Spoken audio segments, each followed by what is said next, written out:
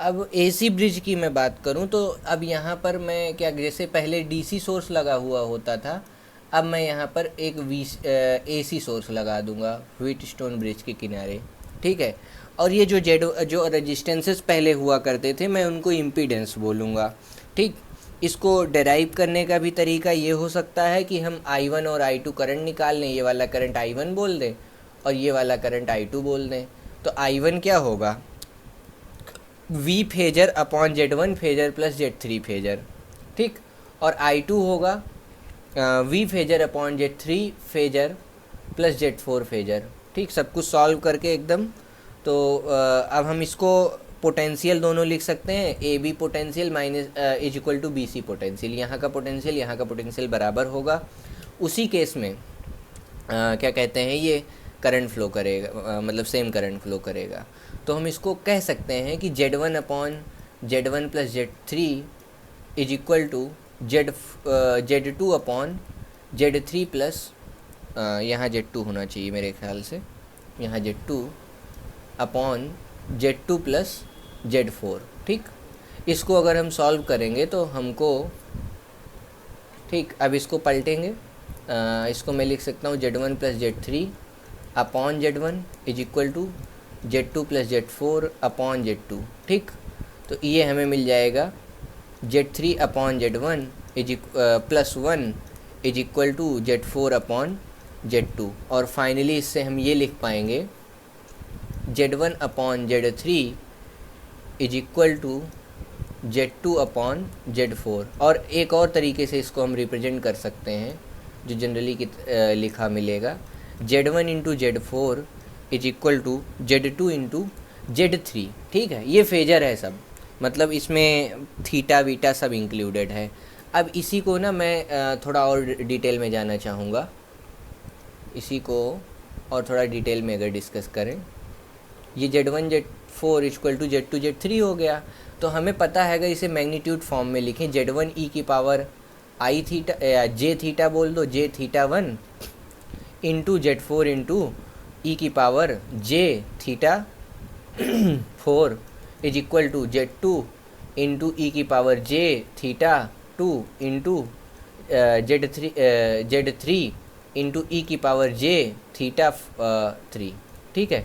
तो अगर हम यहाँ ध्यान से देखें तो हमें ये मिलेगा, Z1 into Z2 should be equal to Z1 into Z4 should be equal to Z2 into Z3 and theta 1 plus theta 4 should be equal to theta 2 plus theta 3।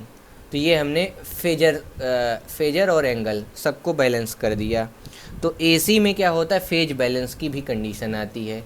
इसको बोलते हैं मैग्नीट्यूड बैलेंस, इसको बोलते हैं फेज बैलेंस। ठीक है। तो हमने सब कुछ डेराइव कर दिया यहाँ पर। बेसिकली व्हीटस्टोन ब्रिज भी डेराइव हो गया। अब जहाँ जहाँ जेड है, जेड को हम इम्पीडेंस बोलते हैं, तो जेड वही रेजिस्टेंस हो सकता है, तो जेड की वैल्यू आर ले लो। इसी तरह हमारा वो भी डेराइव हो गया। और थीटा की वैल्यू वहाँ पर, थीटा की ज़रूरत नहीं होगी, थीटा 0 कर लो, कुछ भी कर लो। ठीक है। तो हमारा वो डेराइव हो गया व्हीटस्टोन ब्रिज फॉर एसी। और सिमिलरली इसी चीज़ को हम डीसी के लिए भी लिख सकते हैं। अब अगला आता है हमारा मैक्सवेल ब्रिज। अब यहाँ से हमें केयरफुल रहना होगा, आगे बहुत सारे ब्रिजेस मिलते जाएंगे। तो पहले मैक्सवेल ब्रिज की अगर बात करें तो यहाँ पे हमें इंडक्टर कैलकुलेट करना होता है। और इंडक्टर कैलकुलेट करने के लिए यहाँ हम देखिए, यहाँ पर हमने लगा रखा है कैपेसिटर। ठीक है। कैपेसिटर लगा रखा है और इसमें हम वही व्हीटस्टोन ब्रिज वाली कंडीशन लगाएंगे। तो व्हीटस्टोन ब्रिज की अगर मैं कंडीशन लगाऊँ तो ZX हमारा क्या होगा, ZX होगा Z2 into Z3 upon Z1। तो अगर मैं इसको एडमिटेंस के टर्म में बोल दूँ तो कोई बुरा नहीं होगा। ZX equal to Z2 Z3 into Z1 upon Z1 को Y1 बोल देते हैं। ठीक। इससे कैलकुलेशन करने में आसानी हो जाएगी। Y1 क्यों, क्योंकि यहाँ पैरेलल में लगा हुआ है। ये देखिए, दो कैपेसिटर को अब मैं इम्पीडेंस की तरह ट्रीट करूँगा। इम्पीडेंस की तरह सोचने से कैलकुलेशन आसान हो जाती है। तो 1 अपॉन टोटल इम्पीडेंस ZT अगर मैं बोल दूँ फर्स्ट वाले के लिए is equal to 1/R1 plus 1/j⍵C1।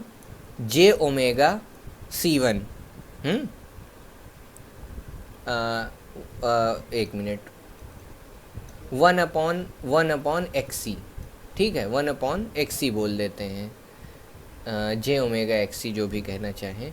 तो इसको जब हम सॉल्व करेंगे, हाँ, तो इसको अगर मैं कम्प्लीटली लिखूं तो y1 जो हमारा आता है 1/Z1 है, जो कि 1/टोटल Z1 टोटल है, तो ये हो जाता है 1/R1 प्लस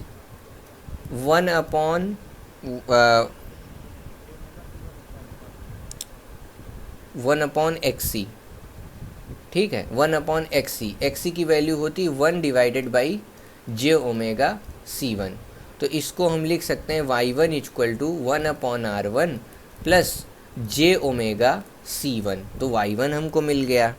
अब ZX की अगर मैं बात करूँ तो ZX देखो, ZX होता है RX प्लस j⍵L, ठीक। ये दो कंडीशंस हमें बहुत ज़रूरी थी, और इन दोनों को अगर मैं इक्वेट कर दूं, Z1 by Z3 is equal to Z2 by, या फिर ये जो फार्मूला यहाँ पे है, तो ये सब लगा सकते हैं। तो ZX सीधा लिखता हूँ मैं, ठीक है। ZX इक्वल टू क्या हो जाएगा, ZX इक्वल टू ये वाला formula RX plus j⍵L is equal to, ये किसके इक्वल है, ये इक्वल है Z2 Z3। तो Z2 जो है हमारा R2 है, Z3 हमारा R3 है, R2 R3 अपॉन ये वाली कंडीशन देखो यहाँ पर। तो इसके लिए हमने y1 लिख रखा है, ये बंदोबस्त कर रखा है। तो इसको मैं लिख दूंगा 1/R1 प्लस j⍵C1। अब क्या करेंगे, इस स्टेप के बाद हम कर लेंगे बैलेंस, इमेजनरी को इमेजनरी और रियल को रियल से, ठीक है। तो इस केस में हमको क्या मिलने वाला है, इस केस में हमको मिलने वाला है RX equal to R2 R3 upon R1, और LX जो है LX मिलने वाला है R2 R3 और C1।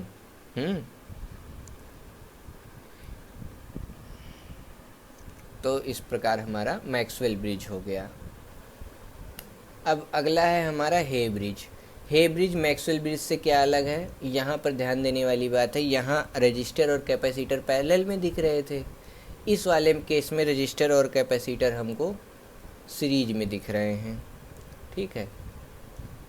और क्या है, हे ब्रिज में यहाँ भी RX है, यहाँ भी LX है, ठीक।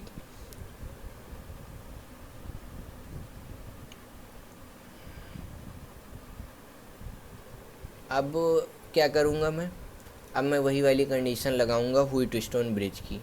अब बार बार डिवाइड करना AC वाले में अच्छा नहीं लगता, तो मैं लिखूँगा ये Z1 into ZX, Z1 into, बस एक नए तरीके से लिख रहा हूँ, Z1 into ZX equal to Z2 into Z3। Division वाले फॉर्मेट की जगह मल्टीप्लाई कर दिया हमने नीचे वाले को आसपास, ठीक है।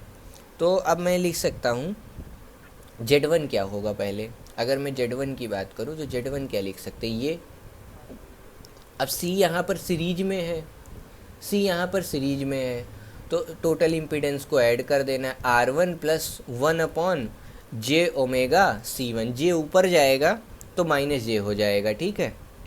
और अगर मैं ZX की बात करूँ तो ZX अगेन हम क्या लिख सकते हैं, RX प्लस j⍵LX, ठीक है।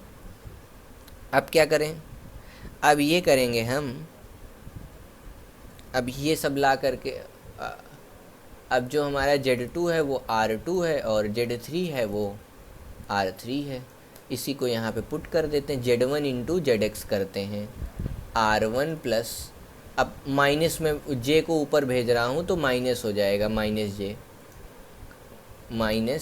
J upon omega C one. ठीक,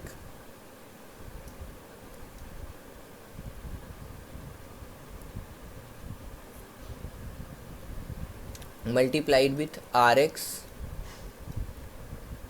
plus j omega L x, ये किसके इक्वल है? R2 इंटू R3 के इक्वल है।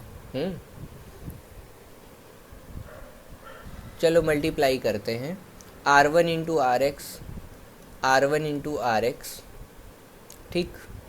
और ये जे वाला टर्म दोनों जब मल्टीप्लाई होगा, जे से जे इंटू जे हो जाएगा -1, माइनस माइनस ये प्लस हो जाएगा, तो यहाँ लिख देंगे प्लस। ओमेगा से ओमेगा कैंसिल हो जाएगा, एल एक्स अपॉन सी वन आ जाएगा यहाँ पे दूसरा टर्म, एल एक्स अपॉन सी वन, एल एक्स अपॉन सी वन। अब अगला टर्म हम लिखेंगे जो जे के साथ होगा, j omega C one into R x minus j times R x upon omega into C one plus j omega, omega omega cancel हो जाएगा इस बार, तो इस वाले टर्म में क्या मिलेगा हमको? इस वाले में मिलेगा हमको नहीं, जे कैंसिल नहीं होगा, R1 j omega L x, j omega R1 into L x, ये किसके इक्वल आ रहा है? R2 इंटू R3 के। अब इसमें हमें इमेजनरी और रियल अलग अलग कर लेने हैं, तो इमेजनरी पार्ट अलग कर लेते हैं। तो इसमें देख लो इमेजनरी कौन कौन है और रियल कौन कौन है।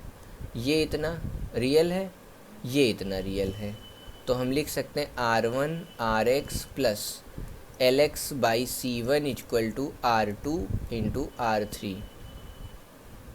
ठीक, पहली कंडीशन।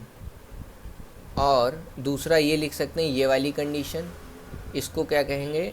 ये दोनों इक्वल टू 0 हो जाएगा क्योंकि इमेजिनरी पार्ट है नहीं, तो हम इससे हम ये पाएंगे R x upon omega C one is equal to omega R1 into L X. ठीक, अब इन दोनों इक्वेशन को सॉल्व करेंगे, पहले आर एक्स निकालेंगे और एल एक्स के टर्म में डाल देंगे यहाँ इस इक्वेशन में, तो हमको एल एक्स मिल जाएगा। ऐसे ही एल एक्स को आर एक्स से रिप्लेस कर देंगे दूसरी इक्वेशन का यूज करके, पहली इक्वेशन सब्स्टिट्यूशन मेथड से दोनों सॉल्व हो जाएगा। तो मैं फाइनली रिजल्ट लिख रहा हूँ, आर एक्स आने वाला है omega square C one square R1 R2 R3 upon 1 plus omega square C one square R1 square. ठीक, और एल एक्स हमारा आने वाला है R2 R3 C1 upon 1 plus omega square C one square R1 square. ठीक, अब हम क्या करेंगे ना, फेज को इक्वल करेंगे। फेज इक्वल कैसे करते हैं? मतलब हम चाहते हैं कि जो इसका एंगल है, R2 R3 में तो कोई एंगल है नहीं, तो इसका एंगल और इसका एंगल बराबर कर दें। तो यानी कैपेसिटर साइड वाला और इंडक्टर साइड वाला, ये दोनों एंगल बराबर होने चाहिए इस वाले कंडीशन से, जो अभी हमने डिराइव किया था, θ1 प्लस θ4 इक्वल टू θ2 प्लस θ3। तो इसमें जो हमारा रेजिस्टेंस वाला है एक, ये 0 है, तो θ1 इक्वल टू θ2 हमें दिखाना है यहाँ पे, यहाँ पर ये दिखाना है हमको। तो tan थीटा Z1 को मैं चलो क्या बोल दूँ, ये रहा Z1, तो Z1 के साइड वाला जो थीटा है उसको मैं θ1 बोल देता हूँ, और उसको सॉल्व करके हम XL अपॉन XR लिखेंगे, जो यहाँ XL निकाले हैं। ओ सॉरी, इसको 1 बोल रहा हूँ, तो यहाँ कैपेसिटर है ना, तो यहाँ कैपेसिटर वाला लिखते हैं। ठीक, कैपेसिटिव रिएक्टेंस, तो इसको हम बोलेंगे XC अपॉन R। ठीक है, XC अपॉन R क्या हो जाएगा हमारा, XC अपॉन R। तो XC वाले में क्या केस आया है, जहाँ हमने XC निकाला हो, XC ये रहा C1, इसको पूरा सॉल्व करेंगे तो क्या मिलेगा हमें, 1 अपॉन ओमेगा C1, ये तो हो गया, और आर की वैल्यू है यहाँ पर R1, तो tan थीटा 1 मिल गया। ऐसे ही tan थीटा 2 क्या हो जाएगा, tan थीटा 2 हमारा इंडक्टर साइड वाला है, तो इंडक्टर साइड वाले में भी एक्सएल अपॉन आर लिखेंगे इस केस में, तो एक्सएल अपॉन आर यहाँ ये R1 हो जाएगा, और tan थीटा 2 जिसको मैं बोल रहा हूँ वो एक्चुअली, चलो मैं इसको tan थीटा 4 बोल देता हूँ आसानी के लिए, 1 है नहीं, ये वाला थीटा 1 और 4, तो आसान रहेगा याद करने में, tan थीटा 4 बोल दो चलो इसको। तो यहाँ हमको क्या मिलने वाला है, R4 की वैल्यू क्या है एक्चुअल में, ये है value.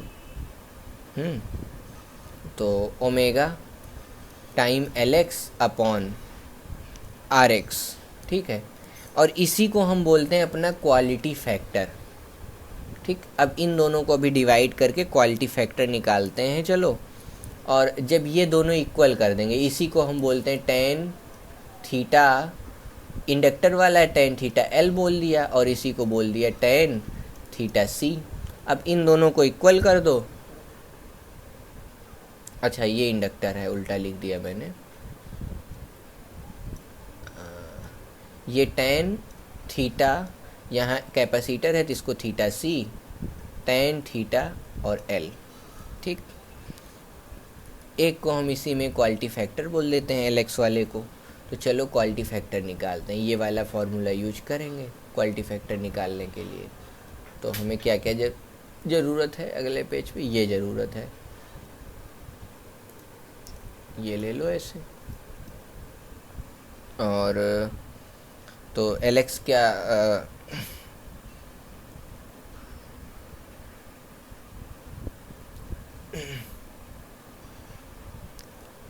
Omega LX upon RX, ठीक है, इसी को हमने बोल दिया है Q।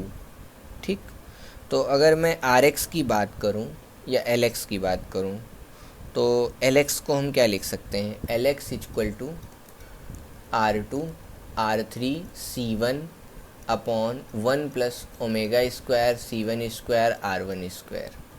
ठीक, और इसी को R2 R3 C1 अपॉन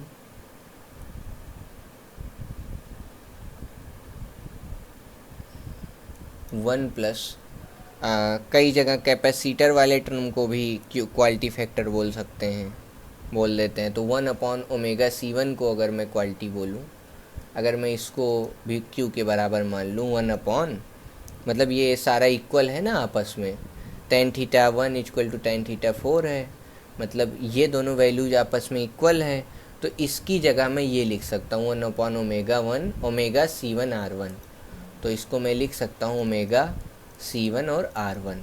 तो यहाँ जो ओमेगा C1 R1 आ रहा है ये, और यहाँ भी स्क्वायर, तो ये जो टर्म आ रहा है इसको हम लिख सकते हैं 1 अपॉन Q का स्क्वायर।